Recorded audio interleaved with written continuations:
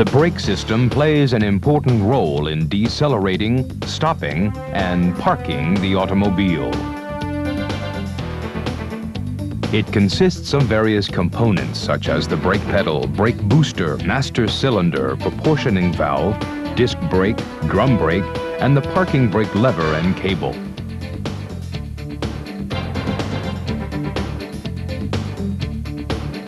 Brake system maintenance requires utmost attention and accuracy.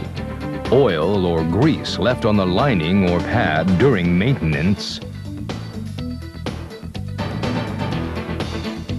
causes brakes to pull to one side.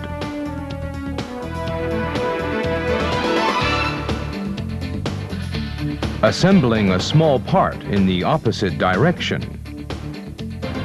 causes brake fluid leak. Such carelessness may harm the customer or pedestrians.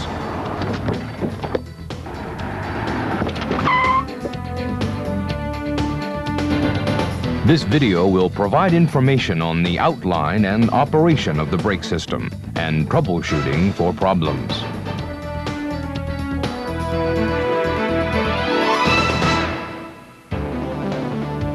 To begin with, let's see the components of the foot brake and the operation. The force applied on the brake pedal is converted to a larger force according to the principle of the lever. There is a relationship between force F2 applied to the push rod of the master cylinder and force F1 applied to the brake pedal as shown here. When assuming that distance A is 5 times that of distance B, then force F2 will be 5 times the force of F1. The brake booster increases this force utilizing the atmospheric pressure difference.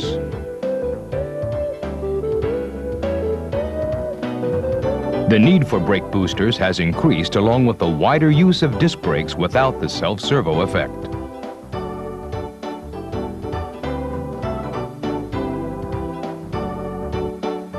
The drum brakes use friction generated by rubbing the drums against the lining to stop the vehicle. Opposite forces are applied to the front and rear shoe.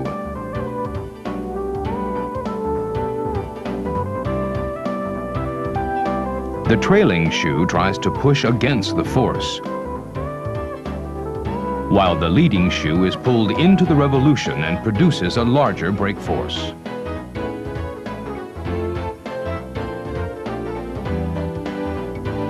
The increased braking force is called the self-servo effect.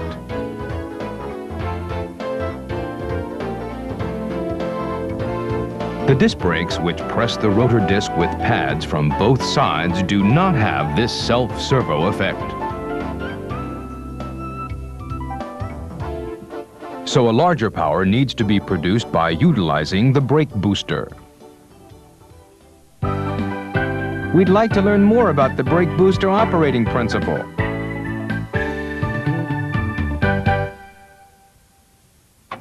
A vacuum is created inside the brake booster by starting the engine. When the brakes are not applied, the pressure of the constant pressure chamber and variable pressure chamber are equivalent. When the brake pedals are depressed, the air valve makes contact with the control valve, making the constant pressure chamber and variable pressure chamber into 2 independent chambers. When the pedal is depressed further, the air valve moves away from the control valve, allowing air to enter the variable pressure chamber. This difference in pressure is used to push the push rod.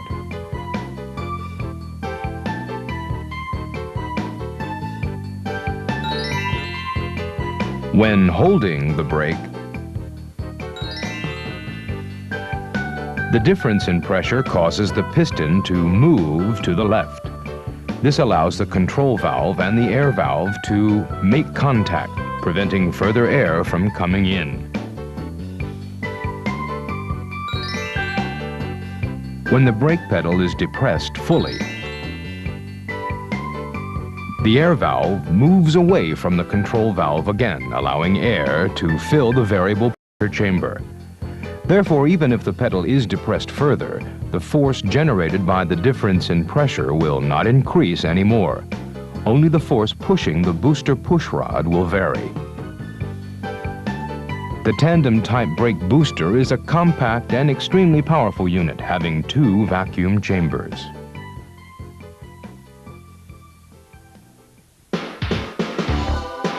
The force enlarged by the pedal's principle of the lever and the difference in pressure of the brake booster is converted to hydraulic pressure in the master cylinder and is transmitted to individual wheels.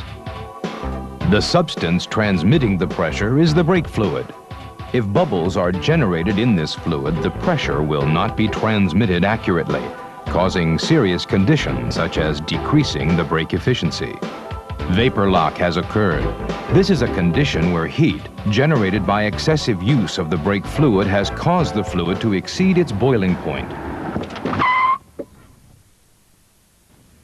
It has been found that brake fluid used for a long time tends to absorb moisture and could cause the boiling point to drop.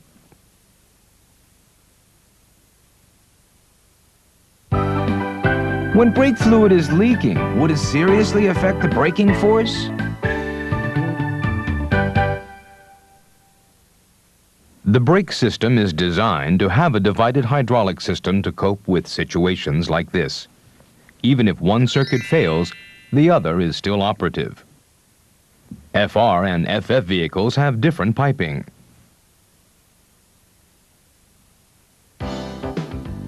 The tandem master cylinder operates this divided hydraulic system.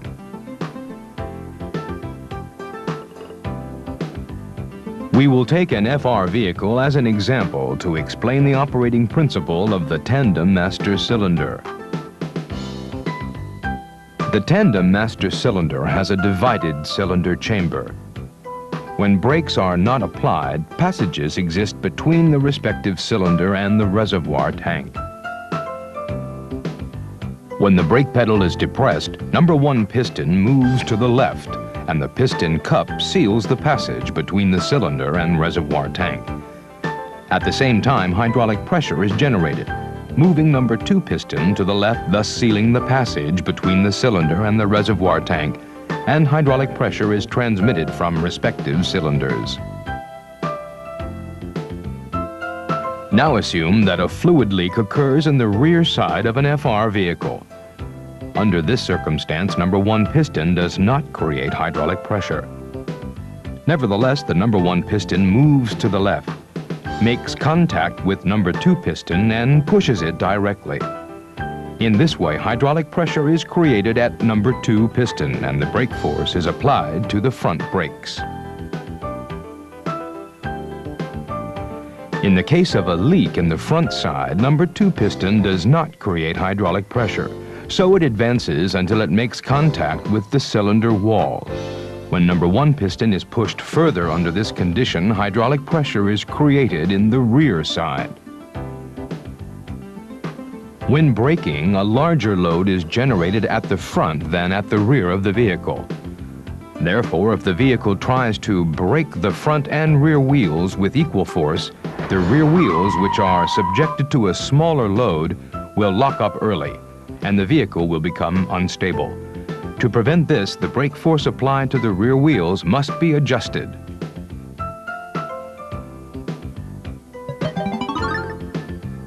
The P-valve is designed to automatically reduce the hydraulic pressure applied to the rear wheel cylinder from the master cylinder in proportion to the pedal force applied to the brakes. Inside, the piston is moved constantly due to the difference in the surface areas of the piston chambers. The dual P-valve would have a pair of P-valves operating side by side. This is usually used in diagonal brake piping of FF vehicles. In the case of hydraulic pressure failure in the front, the rear braking force adjusted by the P-valve would be insufficient. The P and B valve is designed to deactivate the P-valve under such circumstances. If a fluid leak occurs in the front brake circuit, the hydraulic pressure from the master cylinder cannot be transmitted. The force pushing the number 2 piston is lost. As the force pushing number 2 piston from the left side is stronger, it will always be pushed to the right. Accordingly, the hydraulic pressure can transmit the strong braking force directly to the rear wheel cylinder without the operation of the P-valve.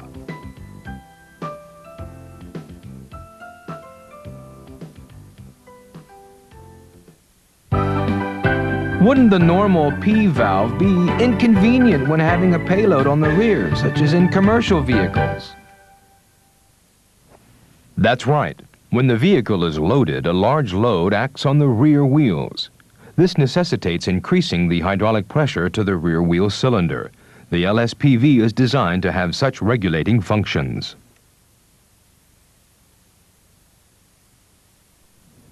Here, the piston of the LSPV is being moved upward by the load-sensing spring.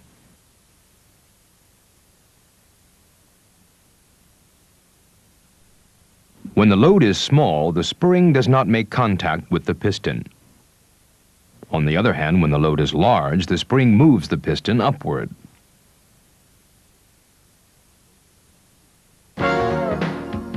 The boosted and adjusted brake force is eventually transmitted to the drum and disc brakes. Motion energy is converted to thermal energy and the vehicle stops. Types of drum brakes depend on shoe installation or number of cylinders. For example, the leading trailing shoe type. 2 leading shoe type. And duo servo shoe type. The hydraulic pressure transmitted to the wheel cylinder forces the shoes apart. The lining installed outside the shoe rubs against the drum revolving with the wheel and produces brake force. So the clearance between the lining and the drum must be kept constant?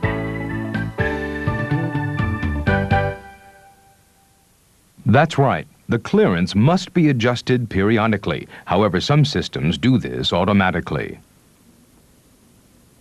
When the parking brake is applied, the lever is pulled to the left. If there is excessive brake shoe clearance, the adjuster lever would go over the adjuster screw notch. When the parking brake is released, the adjuster screw rotates and adjusts the brake shoe clearance. In the disc brakes, the rotor disc rotating with the wheels is pressed from both sides by disc pads operated by hydraulic pressure and stops the vehicle using friction.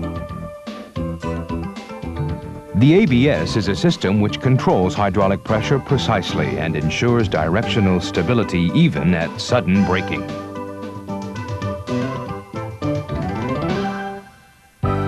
Does the disc brake have an automatic clearance adjuster for the clearance between the rotor and the disc? Yes, it does. In the disc brake, the piston seal is deformed as the piston moves. When the brake pedal is released, the piston seal returns to its original shape, therefore pulling the piston back. In the case of pad wear, the piston movement may exceed the deformation amount of the piston seal. In that case, the piston slides and adjusts to a new position. In this way, the clearance between the disc and the pad is always maintained at specification.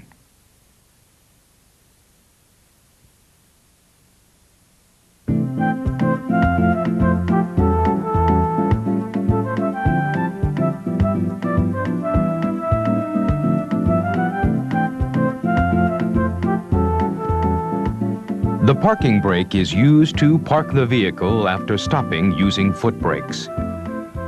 Most parking levers have wires or rods which are connected to the brakes of the rear wheel or propeller shaft and are operated by pulling the lever.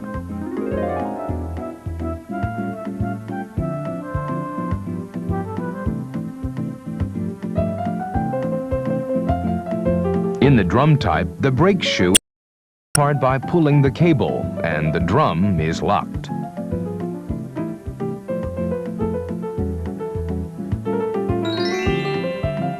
The disc type in compact vehicles has a crank pin or a spindle in the caliper, and the piston is moved to push the pads against the disc.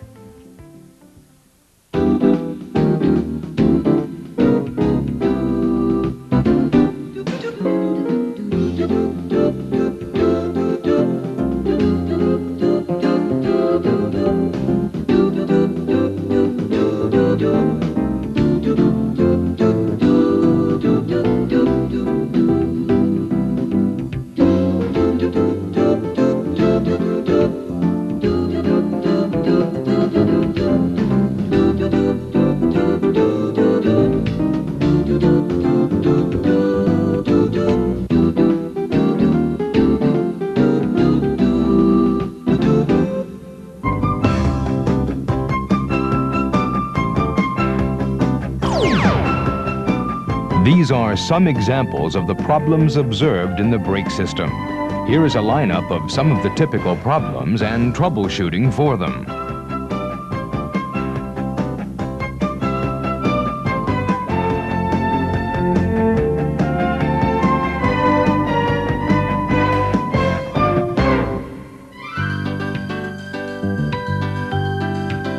Inappropriate brake pedal height or insufficient free play could cause brake drag. Check the height of the pedal.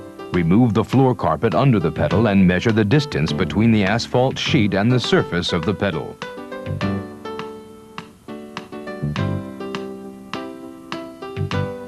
In this case, the pedal must be adjusted.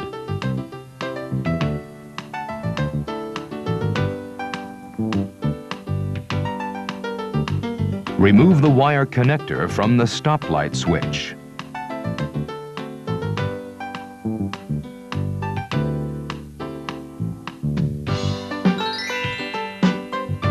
Loosen the lock nut of the stoplight switch and turn the switch itself 2 or 3 times to loosen it.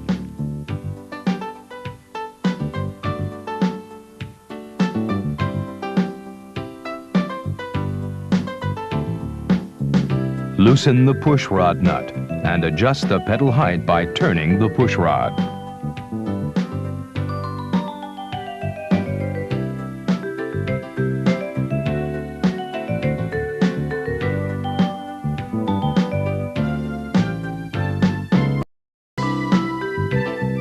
Tighten the stoplight switch until the pedal stopper makes contact with the cushion. Then tighten the lock nut.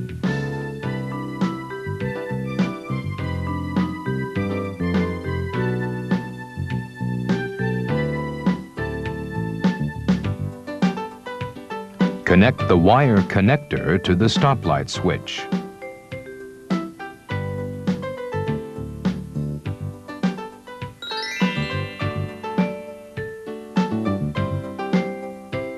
Next, check the pedal free play amount.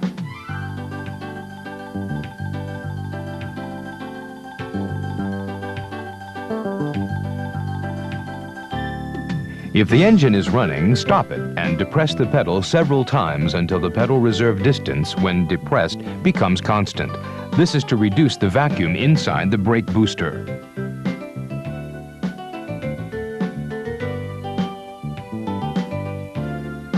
Measure the pedal stroke by depressing the pedal by hand until resistance is felt. Adjust the free play if necessary. Loosen the lock nut of the master cylinder push rod and adjust it by turning it.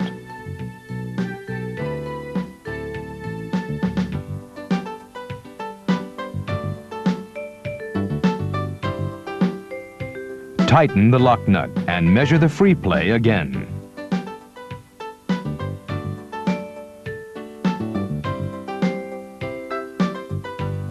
Finally, check the pedal height and the stoplight operation.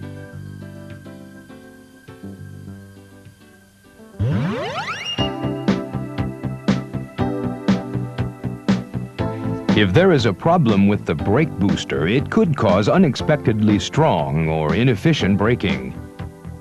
There are several, although not perfect, ways to inspect the brake booster.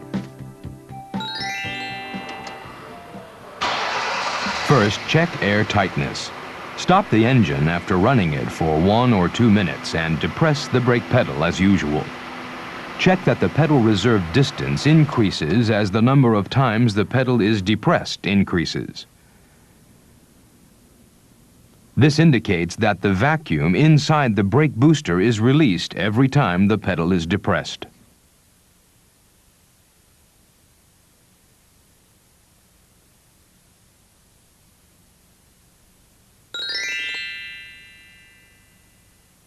Then check the operation. Stop the engine and depress the pedal several times until the pedal reserve distance becomes constant. Depress the brake pedal and start the engine.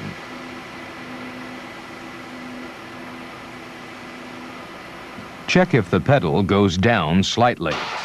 This indicates that a vacuum is produced by starting the engine and the brake booster is operating normally.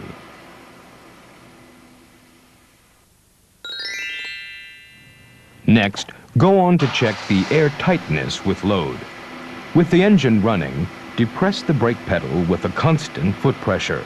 Stop the engine and check that the pedal reserve distance does not change for 30 seconds. This indicates that the vacuum in the constant pressure chamber is maintained.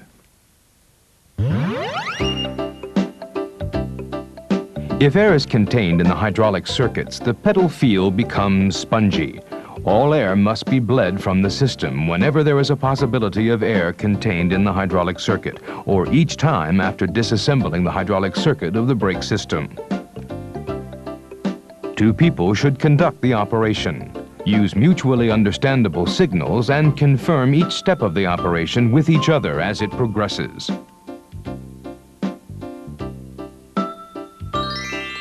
First, bleed air from the master cylinder. Confirm that there is adequate fluid in the reservoir tank. Loosen the brake tube flared nut using the SST.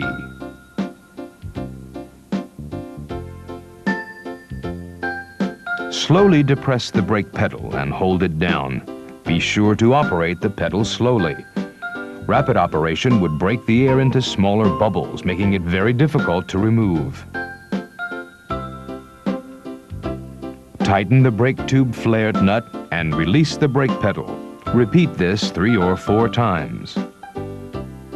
Connect the brake tube flared nut using the SST and the operation is completed. Follow the same procedures for the rear.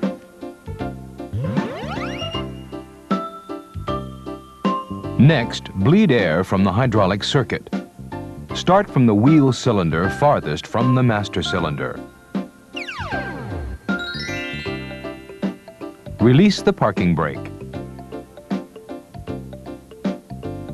Remove the bleeder plug cap from the bleeder plug.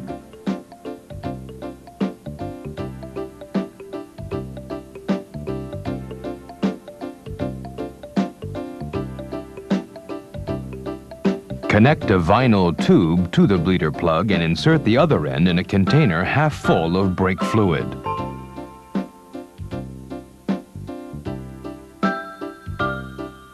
Slowly pump the brake pedal several times.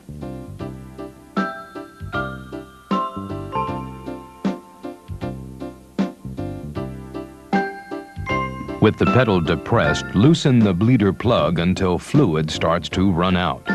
Then close the bleeder plug. Repeat this procedure until there are no air bubbles in the fluid. Do this for each wheel.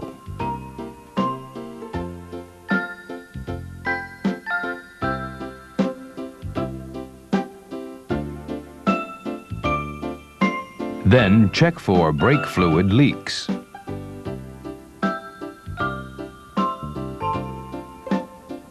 Install the bleeder caps and the operation is completed.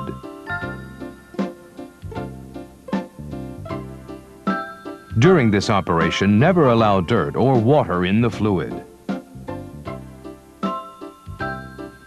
Handle the brake fluid carefully. Never allow brake fluid to drip or spill onto painted surfaces. If this does occur, wash it off immediately. Furthermore, old fluid should not be reused under any circumstances. Excessive clearance between the brake drum and the lining will reduce braking speed. If too small, the brakes will drag. If different at each wheel, the vehicle could be pulled to one side or fishtail.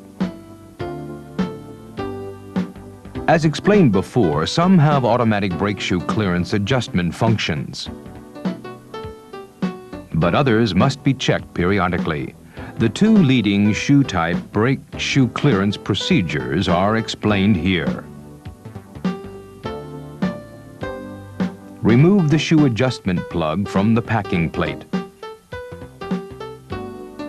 Turn the adjusting nut using the SST until the wheel locks. Turn the other end of the adjusting nut using the SST until the wheel can be turned easily. Refer to the repair manual for the standard number of notches to be backed off.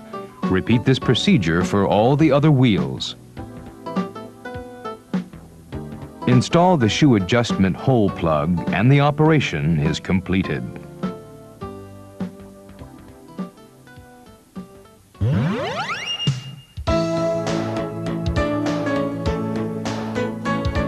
Worn-out pads or oil or grease on the lining could cause inefficient braking. If the lining pad sticks, brake grab, squealing, or chattering could result.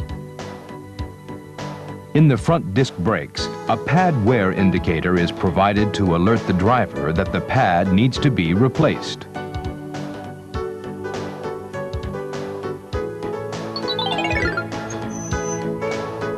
When the pad wears out, the pad wear indicator makes contact with the rotor disc and makes a screeching noise during driving.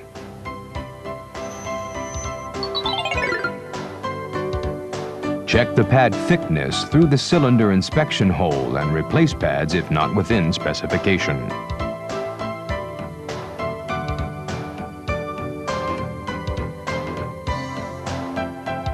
Remove the two installation bolts and the cylinder from the torque plate. Do not disconnect the brake hose. Suspend the brake hose with a cord so that it will not stretch.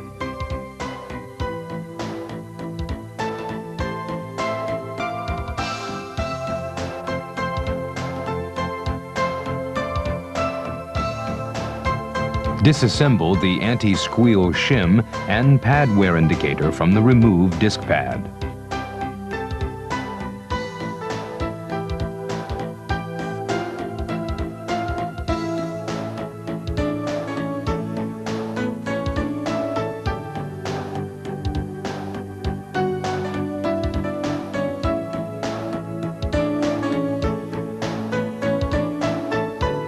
Apply grease to the anti-squeal shim and assemble to a new pad.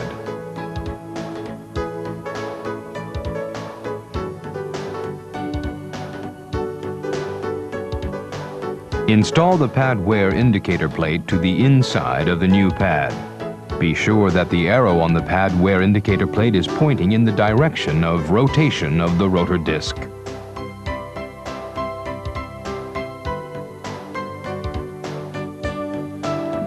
After installing the anti-squeal shim, apply grease on the contact point of the cylinder.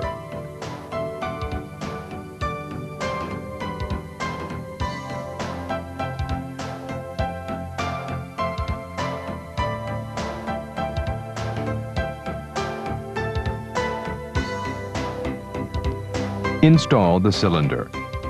Draw out a small amount of brake fluid from the reservoir and press the piston with a hammer handle or equivalent to put it into place.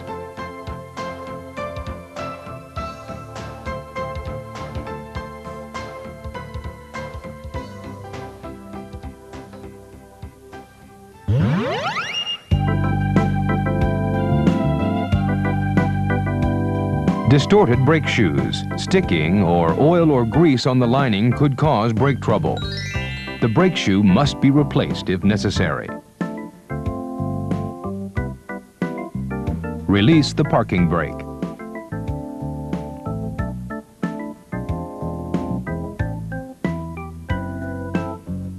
And remove the front shoe. First, disconnect the return spring using the SST.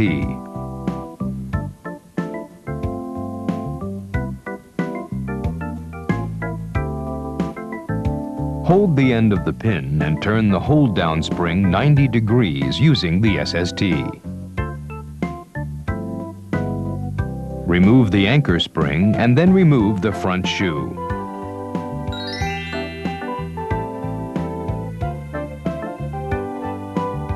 As for the rear shoe, hold the end of the pin and turn the hold-down spring 90 degrees using the SST. The parking brake cable has been removed from the anchor plate. Remove the parking brake cable from the lever using a pair of needle nose pliers and remove the rear shoe along with the strut.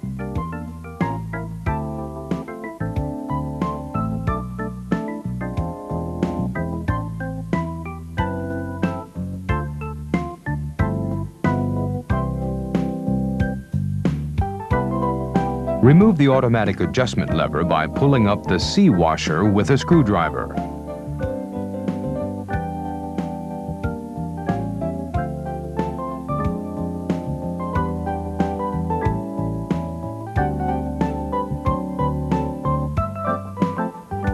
Then remove the parking brake lever from the rear brake shoe by pulling up the C washer.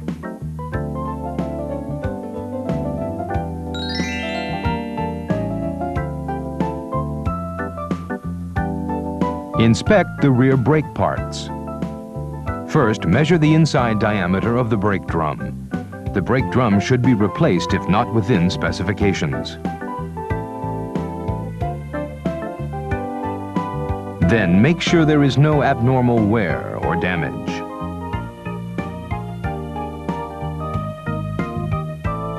Measure the brake shoe lining thickness. Minimum thickness is 1 millimeter. The brake shoe must be replaced if not within specification or if it is close to minimum tolerance.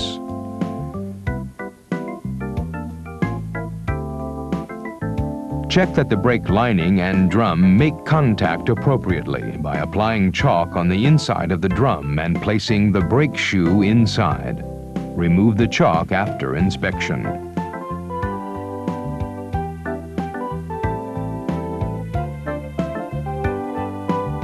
If not making contact properly, repair the lining using a brake shoe grinder or else replace the shoe.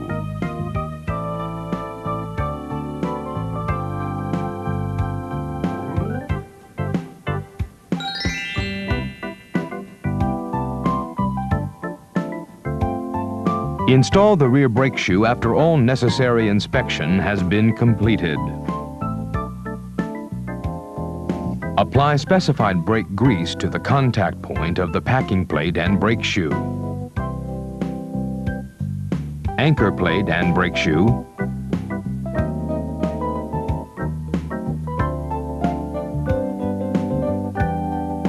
Adjustment bolt and the adjuster and brake shoe.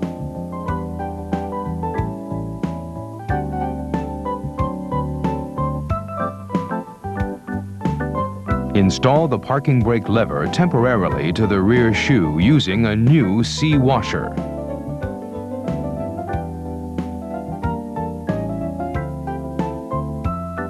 Measure the clearance between the brake shoe and the lever using a filler gauge. Replace the shim if not within specification.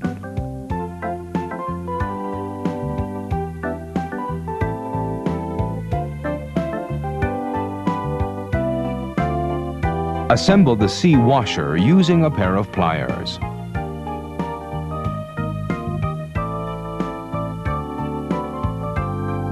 Then install the automatic adjustment lever to the rear shoe.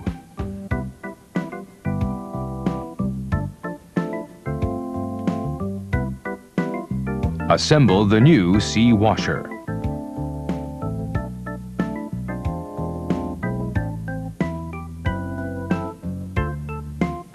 Confirm that both levers move properly.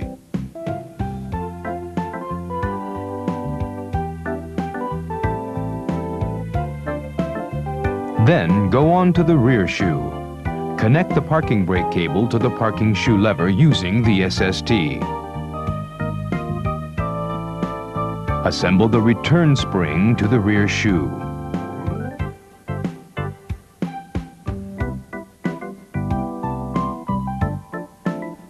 Assemble the lever spring to the automatic adjustment lever using the SST.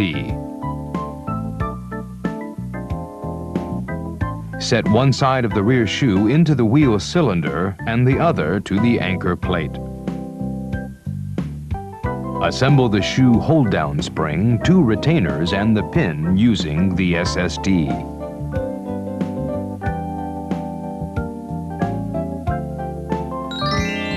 Next, install the front shoe. First, assemble the anchor spring between the front and rear shoe.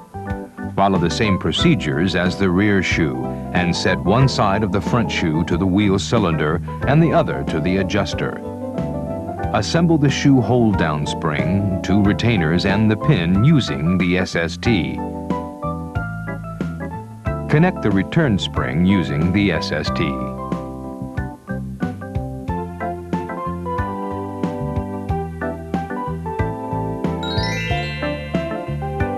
After this, clean the brake lining. Be sure to wipe off any oil stains on the brake shoe lining using sandpaper. Also, clean the inside surface of the brake drum. Next, check the automatic adjustment function and the clearance between the shoe and drum. Confirm that the adjustment bolt rotates as the parking lever is being pulled.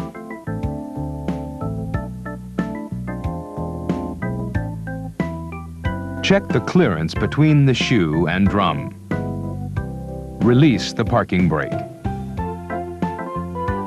Remove the drum and measure the drum inside diameter.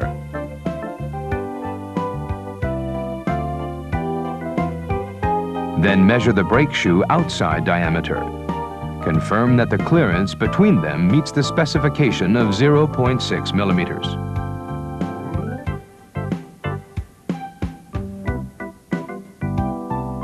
Adjust the adjuster to its minimum length.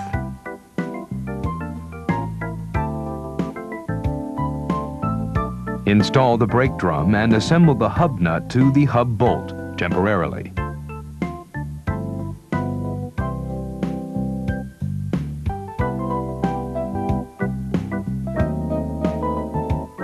Pull up the parking brake lever until the cracking sound cannot be heard.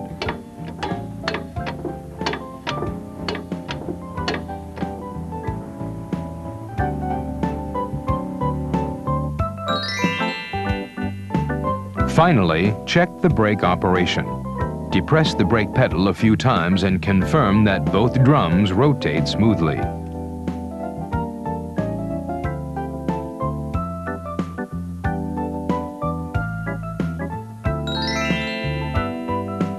Confirm that the reserve pedal distance is within specification.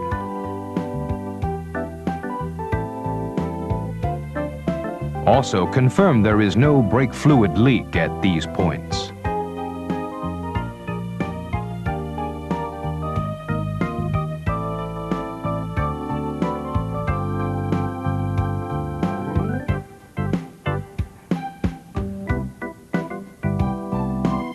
Install the rear wheel and tighten the hub nut to the specified torque to finish.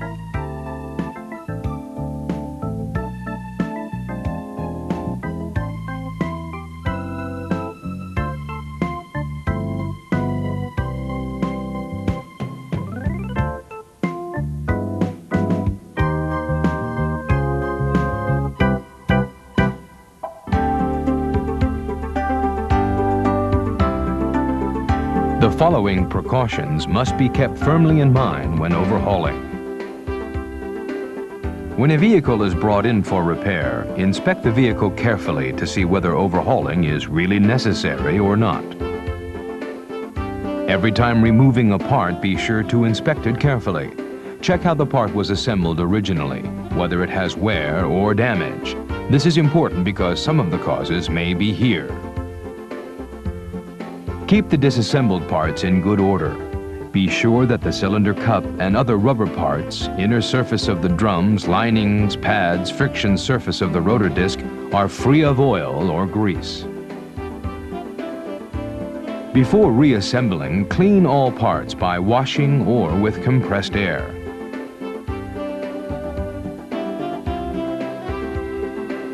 Parts must be reassembled accurately according to the specified steps and using the correct tools and SSTs.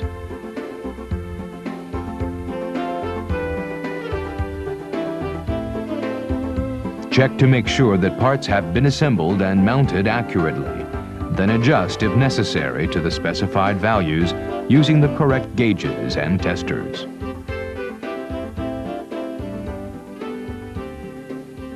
Observe carefully the master cylinder overhauling procedures, keeping the previously mentioned matters in mind.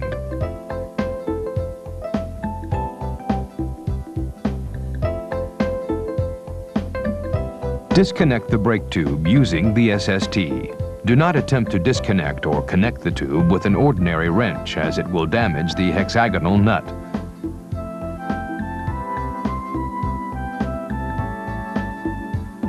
Remove the reservoir tank.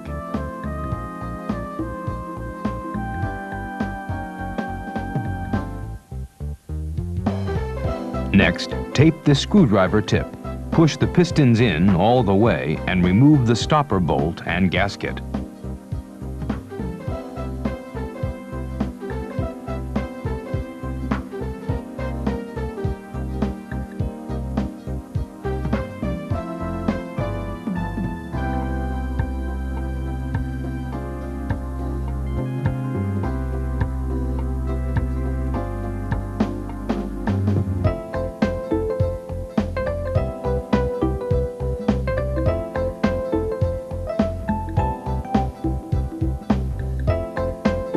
Inspect the master cylinder bore for scoring or corrosion.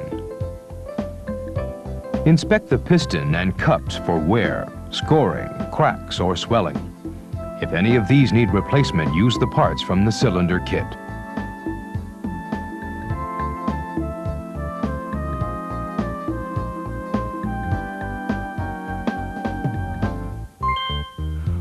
Apply lithium soap-based glycol grease to rubber parts shown here. Assemble the parts to the master cylinder following the reverse procedures.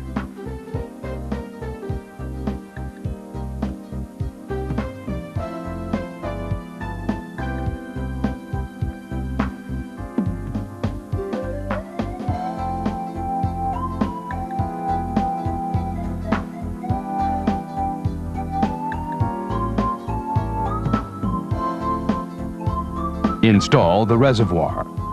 The set screw will not tighten down the reservoir, therefore a clearance exists, but do not insert washers when tightening.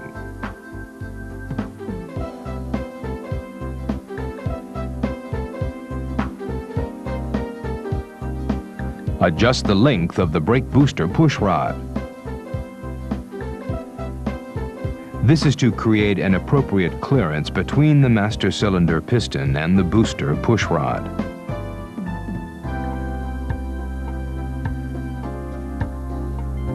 Set the SST rod so it barely touches the master cylinder piston. Push the booster push rod several times and check that the reaction disc is straight.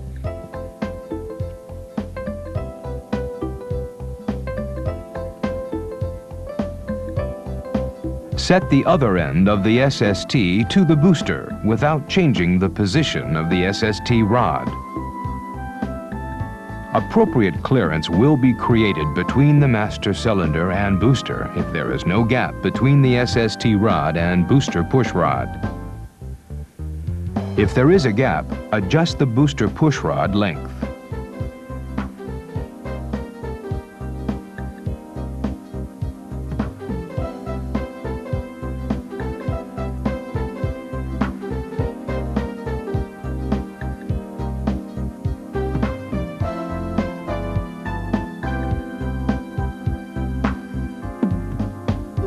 Confirm that the up mark on the master cylinder boot is in correct position.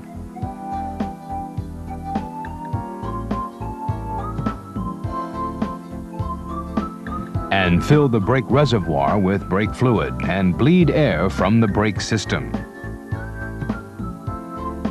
follow the previously explained procedures when bleeding air.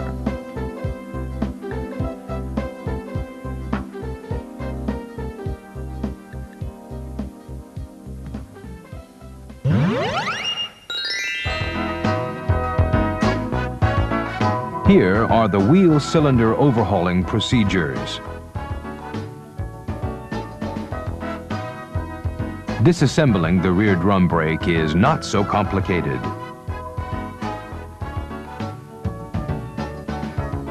Inspect the parts. Check for any damage on the piston cup or inside of the cylinder.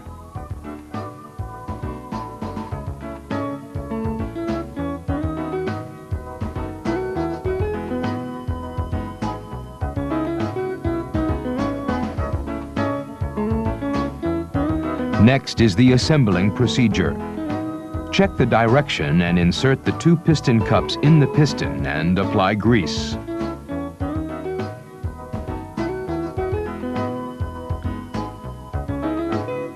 Insert the spring and the 2 pistons inside the wheel cylinder. Make sure that the piston cup is facing the appropriate side at this time.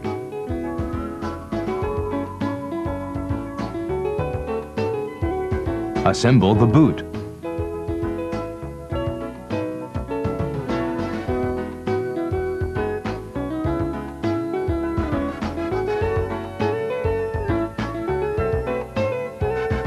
Assemble the wheel cylinder to the backing plate using 2 bolts. When connecting the brake tube, use the SST as shown here.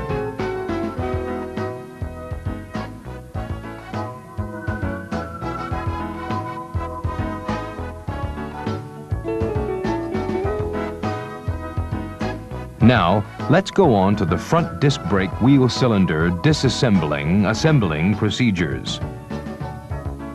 Remove the union bolt and the 2 gaskets from the brake cylinder. Prepare a container to collect brake fluid and remove the flexible hose.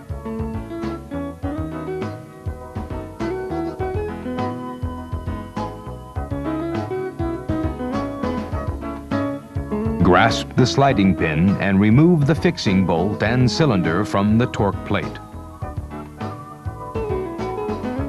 Remove the 2 brake pads.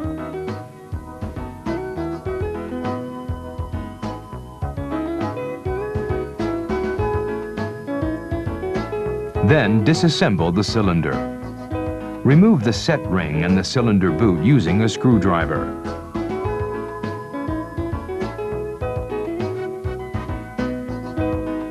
Put a piece of cloth or equivalent between the piston and the cylinder. Use compressed air to remove the piston from the cylinder. Do not place your fingers in front of the piston when using compressed air. Remove the piston seal using a screwdriver and the disassembling is completed. Observe to make sure there is no damage to the piston or piston cups.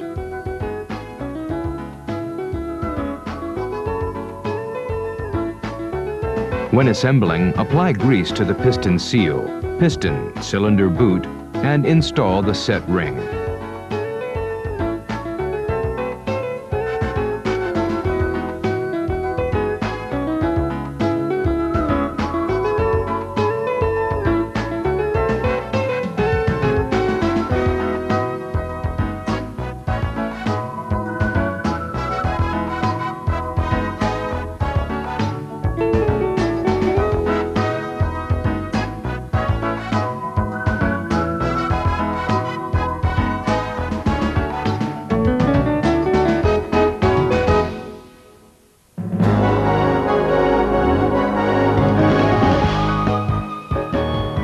A brake malfunction can be extremely dangerous.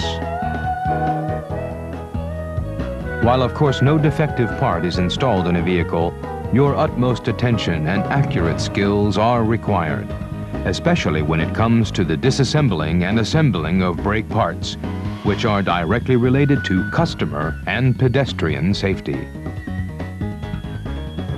Although only some of the inspection, adjustment, and overhauling procedures could be introduced in this video, we hope that you make further effort to improve your skills to provide your customers with excellent service at all times.